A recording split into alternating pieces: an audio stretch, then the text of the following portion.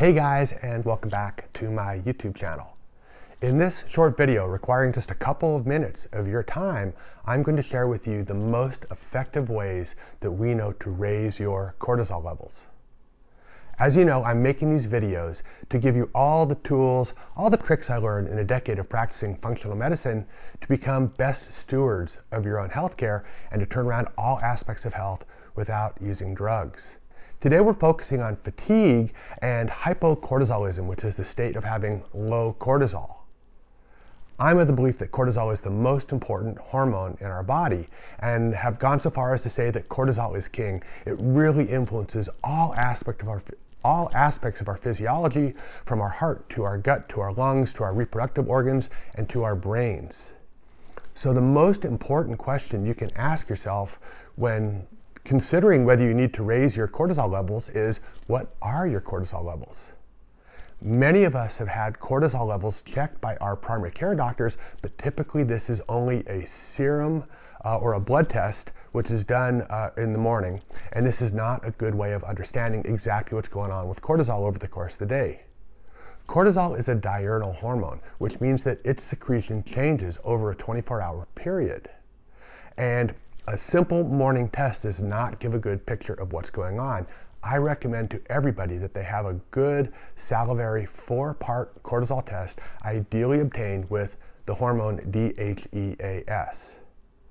But enough of that. Let's get right into the things that are scientifically shown to improve and increase one's cortisol levels. So number one is pantothenic acid. Now there's not a lot of research out there, but this vitamin has been studied. It's vitamin B5.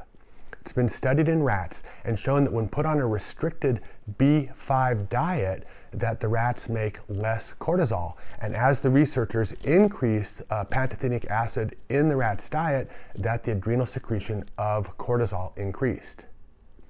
The next important cofactor in the production of cortisol in the steroid hormone cascade is vitamin C. And there's a lot of research out there that shows that vitamin C is an important cofactor as well in the production of cortisol in the adrenal glands. Now, most of us get enough vitamin C, whether it's in our vegetables or in our fruits. But if you're not eating a lot of veggies and you're not consuming any fruits on a regular basis, I would recommend augmenting some vitamin C into your diet so you're not deficient and your adrenal glands have everything they need to produce their cortisol. I think a good starting dose is somewhere between 1,000 and 2,000 milligrams daily of vitamin C, and you can get this in just about any supplement anywhere. The last important nutrient for vitamin C production is iron. And iron is so important. It follows what I like to refer to as the Goldilocks principle. So too much iron's not good, too little iron isn't good. There really is a sweet spot. And this is one of the most important questions you can ask of your physiology and of your doctor, which is, what is my iron level?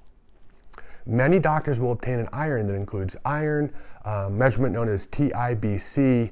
However, in addition to this, I recommend that you check what's known as a ferritin level, which tells what your body's stores of iron are. And in terms of supplements that we can use to help increase cortisol, I like using licorice. Now, licorice has been studied to block the conversion of cortisol into its downstream metabolite, which is cortisone. Now, cortisone is interesting because that's the same molecule that is found in hydrocortisone or prednisone, and this serves to suppress your immune system. Now, licorice is effective in maintaining more cortisol in the body and not allowing it to go into this cortisone pathway, but there's one caveat.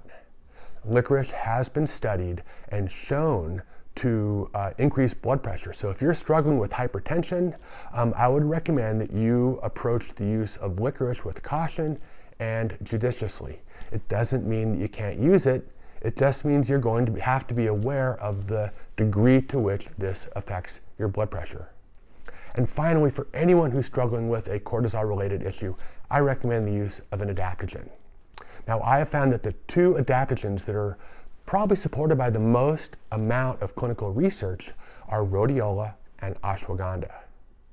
For somebody who is in a low cortisol state, my experience shows that rhodiola is probably a better adaptogen and probably has some stimulatory properties.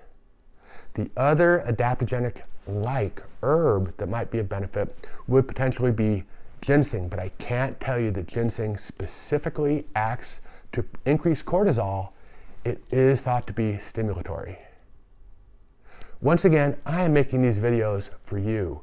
I want to give you all the tools you need to take care of your health and to do so without drugs. By following these videos, by learning about some of the science, and by structuring it into a comprehensive plan that I refer to as the pyramid health approach, you will have the ability to turn around not only a state of low cortisol, but all aspects of your health and physiology as well.